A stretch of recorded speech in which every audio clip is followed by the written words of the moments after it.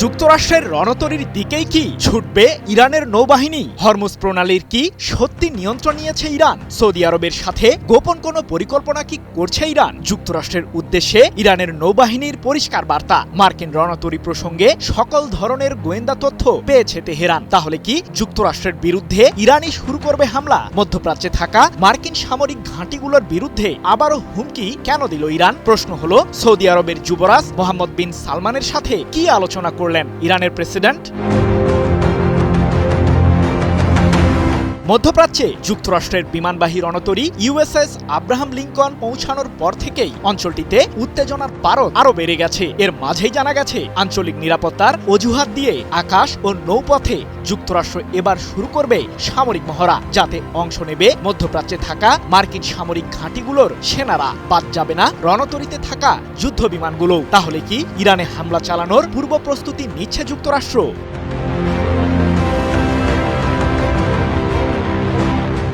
সম্প্রতি ভেনেজুয়েলার president Nicolas মাদুরোকে সস্ত্রীক আটকের আগে যুক্তরাষ্ট্রের সামরিক বাহিনী ক্যারিবীয় অঞ্চলে বেশ কিছু মহড়ায় অংশ নিয়েছিল, যার মাধ্যমে তারা মূলত প্রশিক্ষণ নেয় যে ঠিক কোন প্রক্রিয়ায় মাদুরোকে তুলে আনবে মার্কিন বাহিনী। এমনকি ভেনেজুয়েলার প্রেসিডেন্টের বাসভবনের আকারেই একটি ডামি সেট তৈরি করে মার্কিন সামরিক বাহিনী, যেখানে তারা সেই প্রশিক্ষণগুলো নেয়। প্রশ্ন হলো, সেই ঘটনার সাথে ইরানের সম্পর্ক কোথায়?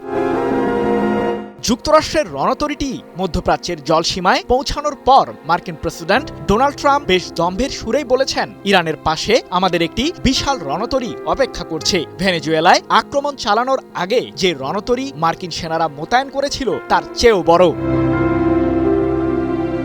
বিশ্লেষকরা বলছেন, ইরানের বিরুদ্ধে হামলা চালানোর পূর্ব প্রস্তুতির অংশ হিসেবেই সামরিক মহড়া শুরু করতে যাচ্ছে ইউএসএস আব্রাহাম লিঙ্কনে থাকা মার্কিন সেনারা। কিন্তু ইরান তাহলে কি করছে?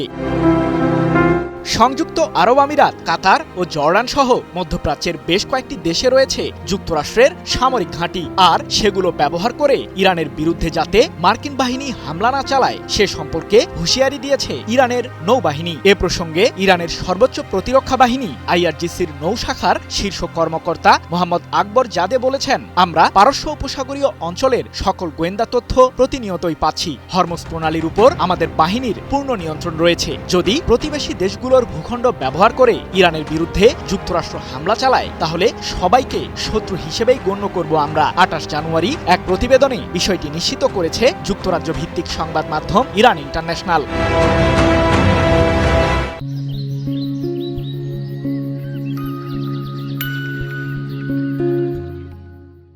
এদিকে মধ্যপ্রাচ্যের এমন উত্তপ্ত পরিস্থিতির মাঝেই সৌদি আরবের যুবরাজ মোহাম্মদ বিন সালমানের সাথে ফোনালাপ করেছেন ইরানের প্রেসিডেন্ট মাসুদ পেজেশকিয়ান। এ সময় তারা আঞ্চলিক স্থিতিশীলতা রক্ষায় একে অপরকে সহযোগিতা করার আশ্বাস দেন। সেই সাথে ইরানের বিরুদ্ধে যুক্তরাষ্ট্রের যে কোনো সম্ভাব্য আগ্রাসনের তীব্র নিন্দা জানান সৌদি যুবরাজ। পাশাপাশি সৌদি আরবের ভূখণ্ড ব্যবহার করে ইরানের বিরুদ্ধে যুক্তরাষ্ট্র যাতে কোনো ধরনের আগ্রাসন চালাতে না পারে সে বিষয়টিও নিশ্চিত করেন মোহাম্মদ বিন সালমান।